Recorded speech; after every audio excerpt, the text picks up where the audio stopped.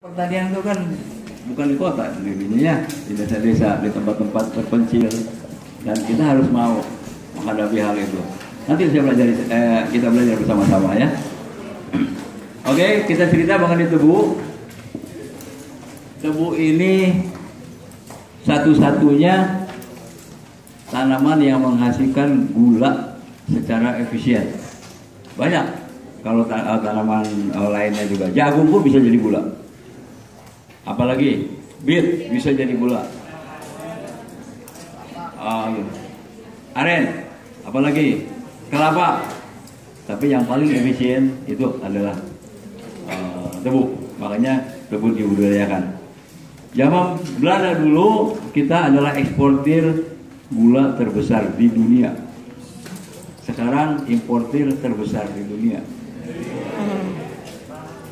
Siapa yang tersinggung dalam kondisi begini? Kalau saya malu sebenarnya ya, tapi nggak bisa berbuat apa-apa juga.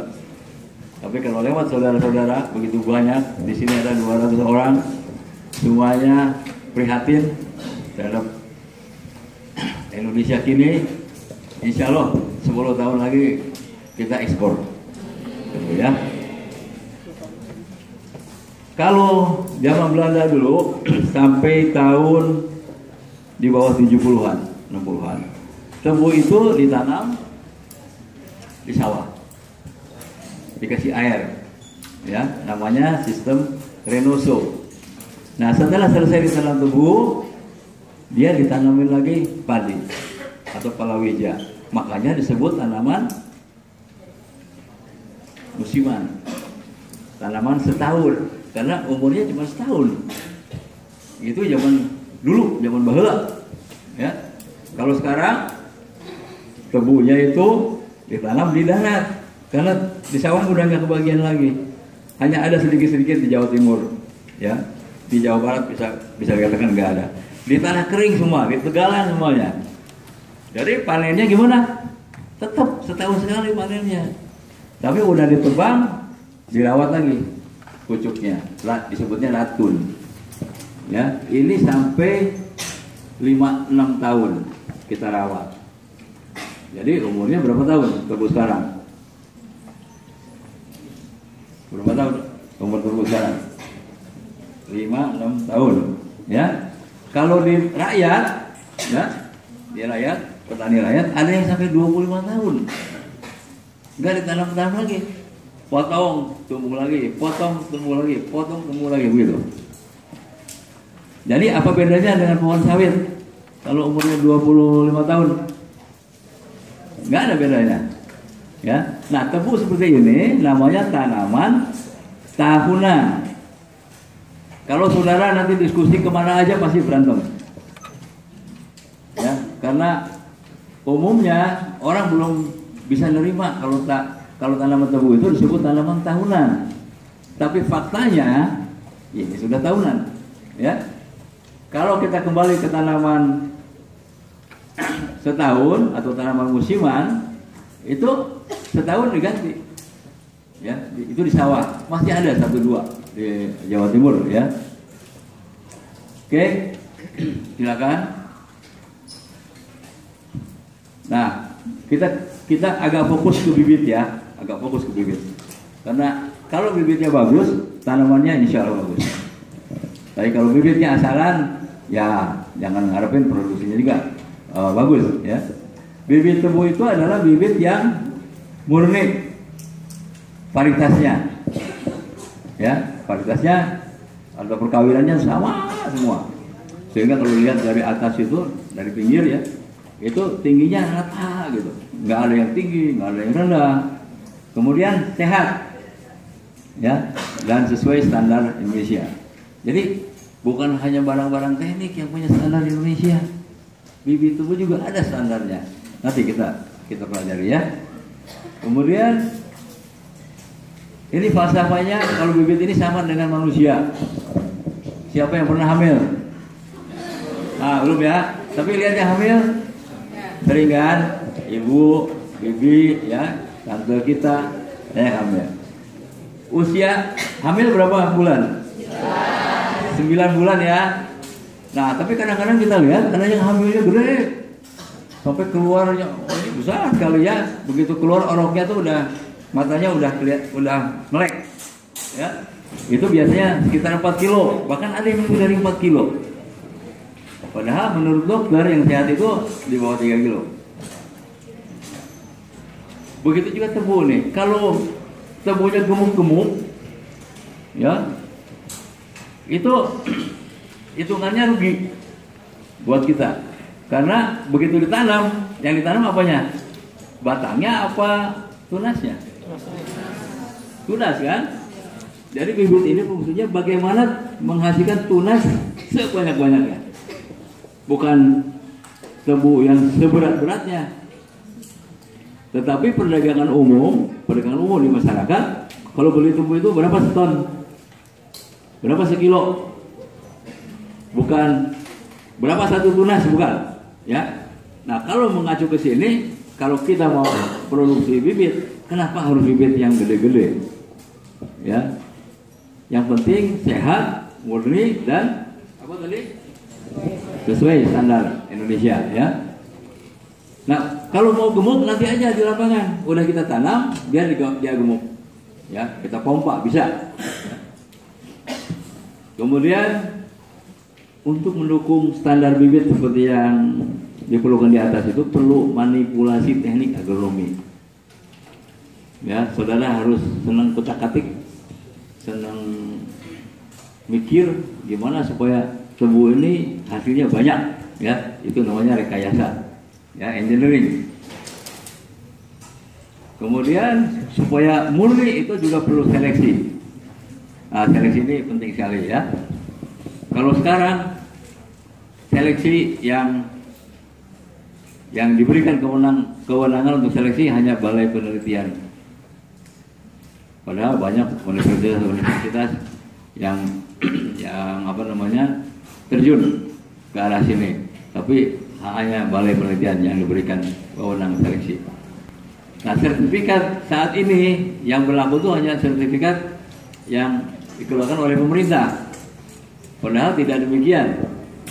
Kalau ada badan swasta atau universitas yang bisa membuat sertifikat dengan mutu yang bagus, bahkan lebih bagus dari pemerintah, pasti diakui. Ya, makanya kenapa sekarang sertifikat dari lulusan sarjana itu ada yang pemerintah, ada yang swasta. Kalau yang swastanya dilihat oleh pemerintah bagus, dia boleh mengeluarkan sendiri. Begitu juga sertifikat-sertifikat lain, seperti apa? Kalau di sawit ada sertifikat RSPO, pernah dengar? Ini sertifikat ini diberikan oleh orang bule, ya, orang Eropa kepada kita yang banyak sawitnya. Di mereka nggak ada sawitnya. Sebenarnya yang edan ini siapa? Kita atau mereka? Tapi kita nerima aja. Alhamdulillah sekarang ada ISPO yang menerbitkan pemerintah. Ya, ini hanya semacam aturan bahwa ini nggak boleh, ini nggak boleh. Ya, dan kita semua bisa melakukannya. Nah, kalau kita cerita pembibitan, kita harus lihat harga pokoknya. Bibit bagus, bibit jumlahnya banyak, tapi harganya rendah. Ini yang dicari oleh masyarakat. Ya. Indonesia ini masih kekurangan jutaan bibit tebu tiap tahun. Tapi aneh, teriak-teriak setiap tahun, tapi setiap tahun tidak pernah ada penyelesaiannya. Akhirnya yang dipakai apa? Ya bibit produksi lagi, ya. Bibit ada yang tanam tapi tetap kurang. Paling sedikit kalau rotasinya 5 tahun. Ya, kemudian kita harus tanam lagi. Artinya 20% dari areal seluruh Indonesia itu bibit. Luas areal tebu di Indonesia itu semuanya ada 450.000 hektar. Jadi kalau kita kalikan 20% itu kurang lebih 90.000 hektar itu harus bibit semuanya. Bapak atau saudara-saudara boleh cek ke lapangan Kalau ada 10.000 juga udah hebat. Ya, nggak ada sebenarnya. Jadi beginilah terus. Telur apa ayam. Muter-muter di situ, bolak-balik. Kita punya pemerintah. Tapi nggak berbuat apa-apa juga. Ya barangkali berbuat tapi sekedarnya aja lah. Yang penting ada cirinya bahwa saya berbuat. Saya dibayar oleh rakyat, adanya hasilnya. Soal hasilnya ini memenuhi ini keperluan atau tidak itu lain soal. Ya, ya silakan. Ini pola pembibitan tubuh ya, yang biasa, yang umum nanti saudara akan lihat di Jati 7. Ini kebun bibit pokok, nenek, induk dan datar. Nah setelah datar baru dilempar ke produksi. Nah, yang baru ini hanya 2 tahap aja. Kebun bibit utama, ini kerjaannya orang riset, ya balai-balai penelitian, dan kebun bibit perbanyakan. Ini cukup di petani aja lah, atau penangkar-penangkar di lapangan. Ya. Yang penting syarat SNI itu tercapai. Ya, ya. Ini bibit yang dikembangkan tuh harus varietas bina. Artinya varietasnya betul-betul telah diuji oleh balai penelitian. Sudah berapa tahun dipakai dan itu tidak ada masalah, ternyata membantu. Ini yang harus di. Dan banyak varietas bina seperti begini ya. Kalau nanti yang ada yang mendaftar ke breeding, pemulihan tanaman akan ketemu nanti ya. Umur bibit itu umumnya 6 sampai 8 bulan. Kalau produksi 9 sampai 14 bulan. 1 tahun berapa bulan? Nah, logikanya kenapa nggak kita pakai yang 6 bulan aja? Setahun bisa 2 kali panen.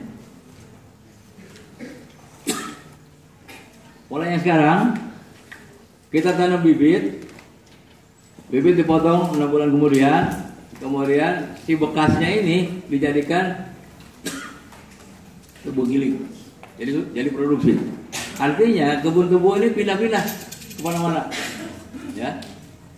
Jadi kebun bibit itu nggak menetap di sana. Tapi ada satu perusahaan swasta yang saya tahu di Lampung, kebun bibitnya itu tetap di situ aja, nggak pindah-pindah. Nah, ini sesuai dengan teori ini.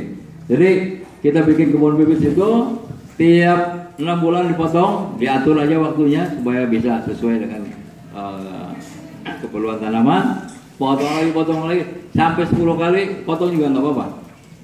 Ya, karena ini vegetatif, tidak merubah faktor genetiknya.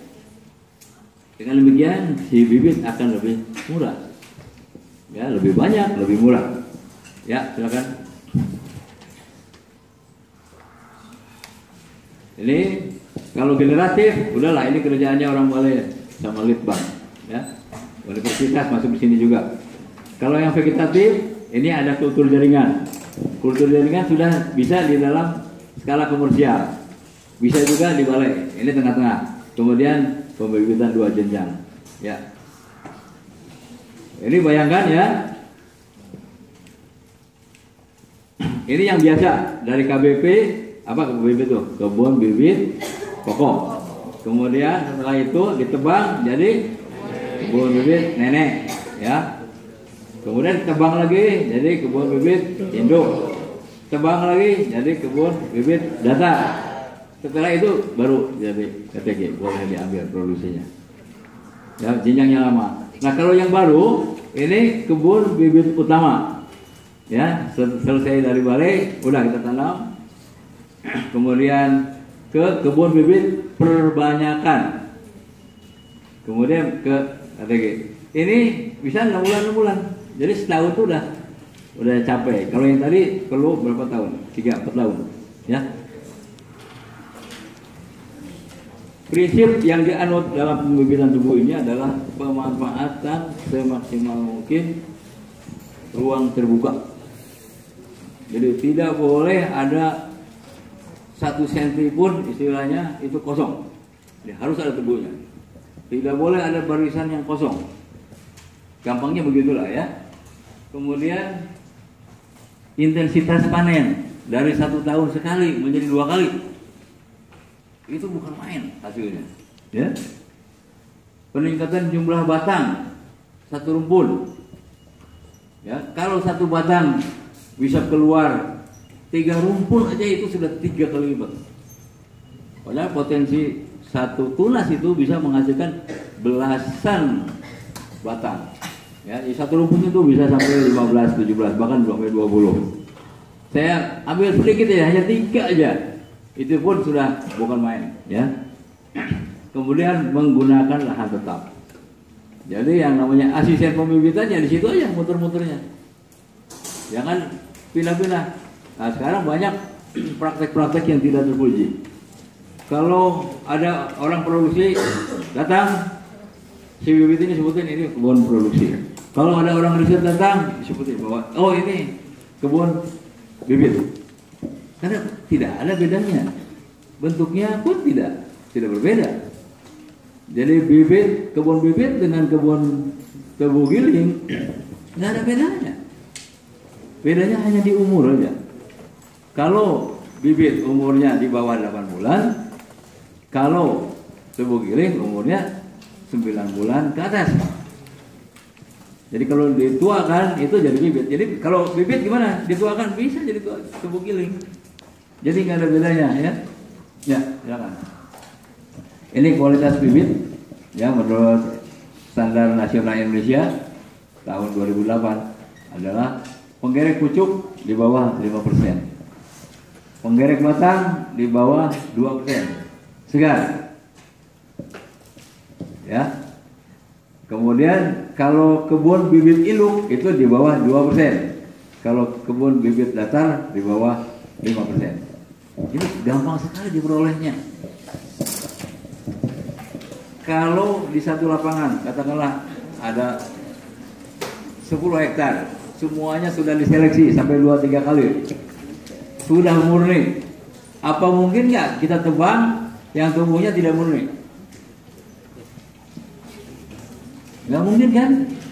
Masih murni juga. Nah ini bisa 10 kali sampai 12 kali tebang, ngorongin ongkos. Kalau si bibitnya pindah-pindah terus, ya pastilah itu akan terjadi ya. Ini bedanya tebu bibit 6 bulan sampai 8 bulan, kemudian kembali berasal dari biji, seed atau dari barset. Tebu giling umurnya 10 sampai 14 bulan, ada masak awal, ada masak tengah, ada masak akhir. Ya ini tergantung dari sifatnya ya. Nah ini sistem budidaya sama juga, nggak ada bedanya. Tebu giling sama tebu bibitnya, mulai kalau tanahnya itu tanah hutan ada land clearing dulu, kemudian ada pengolahan tanah, kemudian kalau ada air ya itu dirawat, diratakan dulu ya. Ini yang paling sulit ngurusin air ini ya, manajemen air. Kemudian saya nggak tahu di sini ada nggak jurusan mata air, jurusan tata air, ada di tanah ya? Oh di FK. Kalau di ITB ada justru. Yang aneh ini banyak perkebunan swasta itu minta tolongnya ke ITB, bukan ke Fakultas Pertanian. Nah ini saatnya nanti kalau saudara sudah ambil jurusan ke sana, ya itu mereka nanti minta ke Unpad. Ya. Kemudian untuk tanam dan perawatannya, gulma sama aja, hama penyakit sama mawon. Yang beda ini manajemen akar, ya.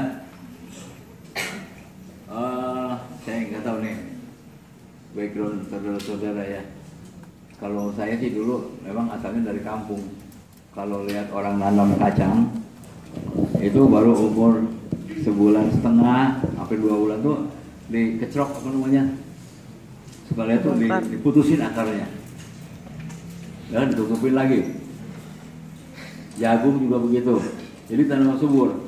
Dulu saya juga tanya kenapa ini supaya akarnya lebih tumbuh lagi kan. Kalau dari satu akar tumbuh 2, 3 bahkan 10 ya, ini akan memperbanyak luas seperti haram dalam tanah.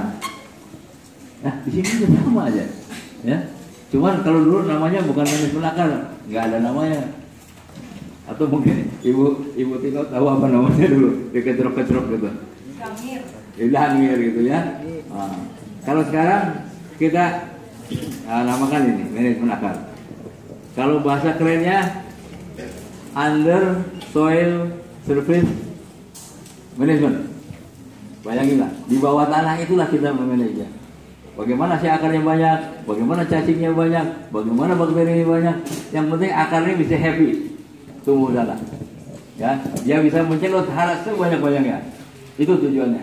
Ya. Nah, ini perlu engineering. Makanya saya sih bangga sekali dulu sama bapak-bapak guru yang lama, bapak dosen dikasih gelarnya insinyur ya Bu ya. Ya, bapak sarjana ya. Tapi apapun namanya, yang penting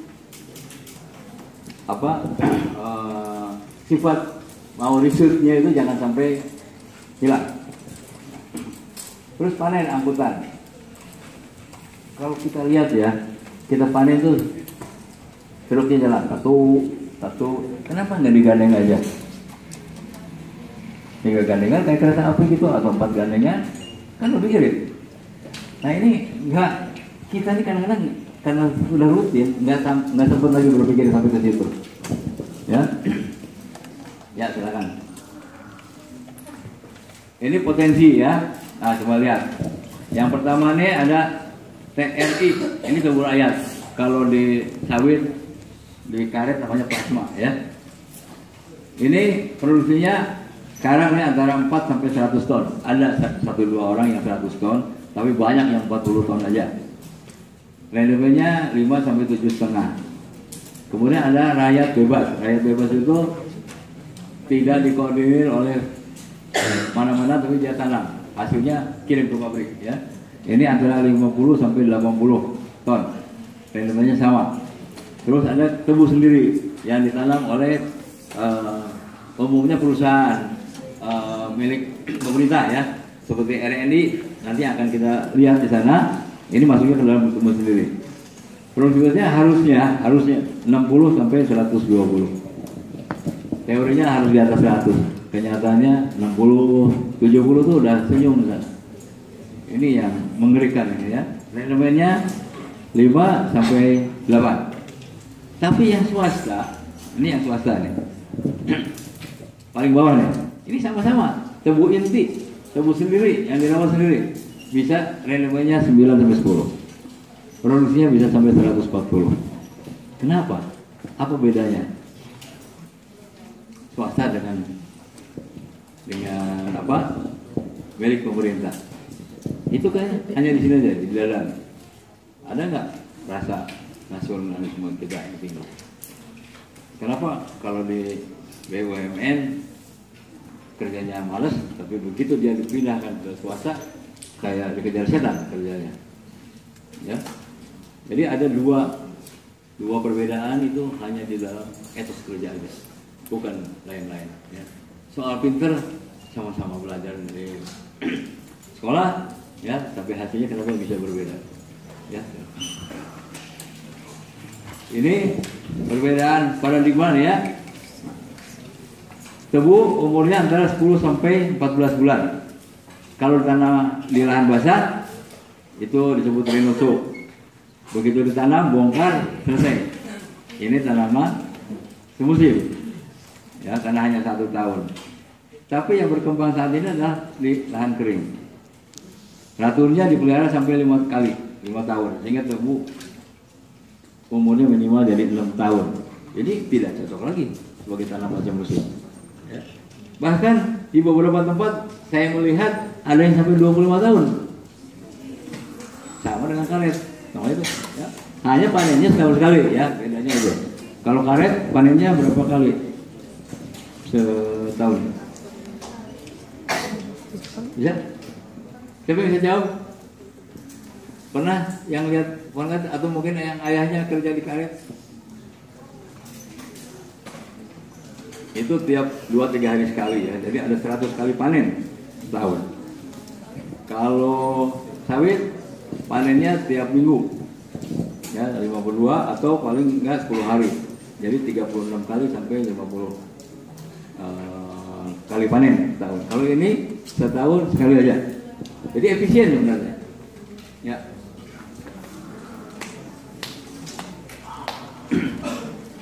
Produktivitas pada tubuh ini ya adalah merupakan beberapa faktor nih. Pemanfaatan ruang, manajemen akar, pemupukan, irigasi, gulma, itu keluar produktivitas. Ya. Ini hanya ilustrasi aja. Waktu land clearing itu kita memerlukan alat-alat seperti ini, doser, kemudian untuk apa namanya, pengolahan tanah, ya, atau leveling, kita memerlukan traktor. Kalau pengolahan tanah bajak baru, ini juga kita pakai traktor. Ya. Nah, manajemen air, ini yang irigasi, mau pakai yang mana? Kalau mau yang mahal, sebenarnya ini murah, karena produktivitasnya tinggi, ya. Memerlukan air sedikit, memerlukan tenaga sedikit, pakai teknologi. Harga pertama kali itu mahal sekali. Bayangkan ini bisa sampai 20 juta per hektar, mungkin sekarang 25 juta barangkali ya per hektar. Kalau sprinkler ini agak mahal, paling dengan 5-6 juta udah cukup. Ya, tapi airnya perlu banyak, karena begitu disemprotkan ke udara menguap. Ya, begitu sampai ke air, terus airnya pas banyak pasir masuk ke dalam, ya, jadi banyak terbuang. Kemudian irigasi alur ini paling murah, tinggal dibikin lubang, kemudian air digelontorin. Kalau kata orang Jawa, kita juga disebut di apa? Lem. Apa artinya? Ada orang Jawa nggak sini? Dijeburin, ya. Nah, begitu selesai, dikeringin. Ini tahan sampai 10 hari. Ya. Nah, tinggal kita mau yang mana nih? Mau yang mahal, murah, sedang. Pilihan-pilihannya ini di lapangan itu. Ya. Gulma, ini ada 2 macam. Kalau pada saat tanam, itu yang paling bagus ini pakai pratumbuh. Pernah belajar gulma kali ya? Jadi yang disemprot itu apanya? Apa yang disemprotnya? Kalau pratumbuh? Tanahnya, ya, tanahnya nggak ada gulmanya situ, bersih, ya. Begitu kita semprot, 3 bulan kemudian atau 4 bulan keempatnya baru mulai tumbuh. Jadi banyak orang nggak berpikir, ini bersih kok disemprot gitu. Ya memang sifatnya begitu, ya. Nah, kalau yang pasca tumbuh itu setelah keluar gulmanya, ya, setelah daunnya itu banyak, yang 4 daun ke atas, nah ini pasca tumbuh yang keluar. Ya, hama umumnya dikendalikan secara parasit, pakai parasit, ya, biological control. Ini sudah umum. Kalau di perkebunan ini sudah umum. Kalau sudah outbreak, ya ada jalan lain, itu harus disemprot, ya, pakai fogging machine. Tapi ada lagi sekarang pakai drone. Nanti ada filmnya, ya, pakai drone. Nggak kayak kamera. Ternyata dengan drone itu lebih murah lagi biayanya. Kalau penyakit ada jamur, virus, tapi umumnya cabut aja, bakar, ya. Kemudian untuk mempercepat pembongkaran, ya, kalau kelihatan ada sedikit gejala-gejala penyakit ini udah bongkar aja. Ya.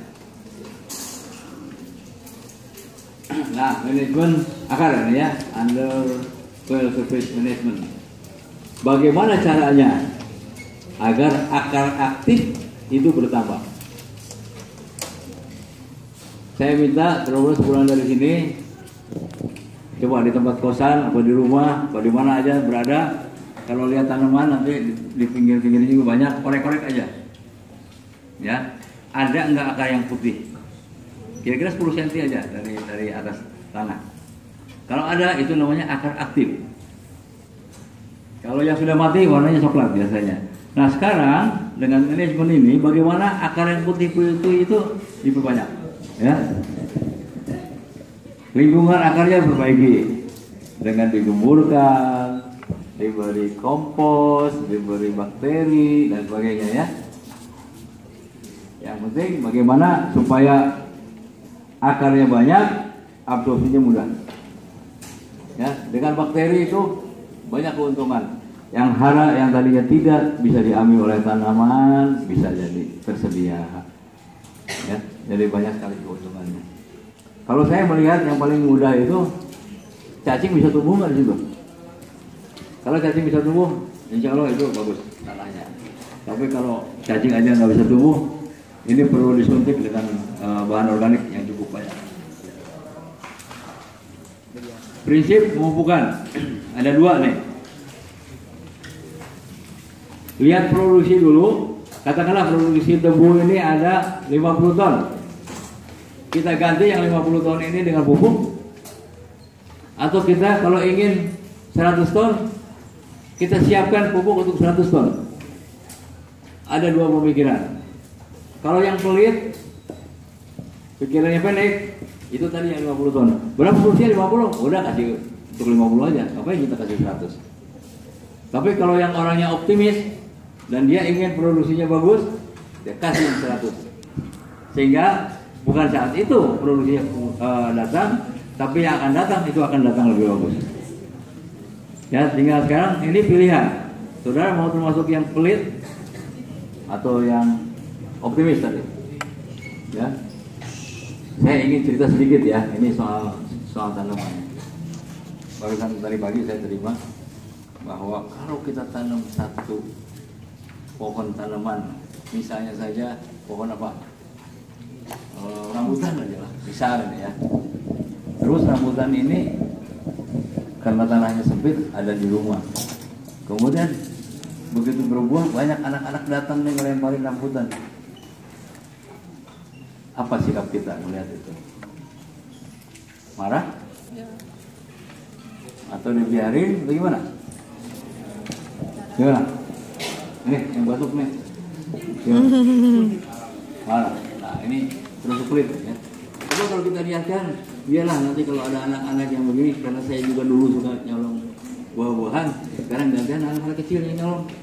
Amal itu. Sampai meninggal, amalnya nyampe terus. Ya. Bayangkan tuh.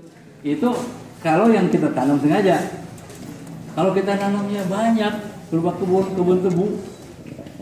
Satu kebun tebu itu kurang lebih menghasilkan bisa 5 sampai 10 ton gula. Gula pasir. Sekarang satu hari kita nyeduh berapa sendok tuh? Kalau katakanlah 1 kilo ini bisa untuk 1 bulan, 1 orang. Ini bisa hasilnya sampai 10